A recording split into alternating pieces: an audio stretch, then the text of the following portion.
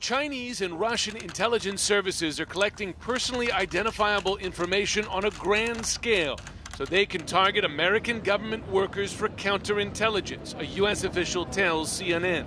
China has been particularly active, the official says, part of a national strategy.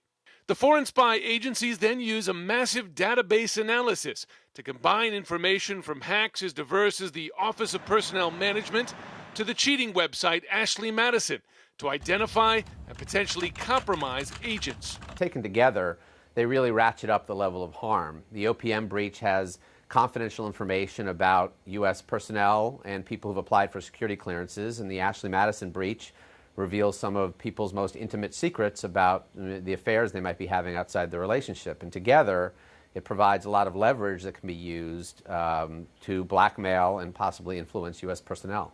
Both countries use private contractors, including hackers, to infiltrate U.S. systems to help hide the true source of the cyber attacks, although both governments also carry out their own attacks.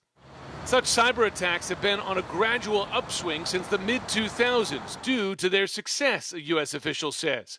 The Obama administration has repeatedly acknowledged the threat. We're confronting a persistent and dedicated adversary.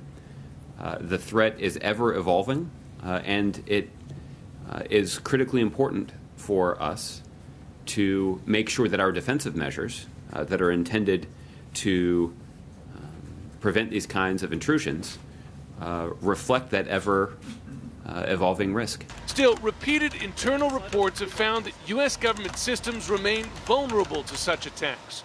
Even so, many U.S. government agencies, according to a U.S. official, still lack urgency in addressing the problem. What the OPM breach really revealed is that the government cybersecurity isn't even up to the par of the private sector, and we know the private sector suffers security breaches all the time.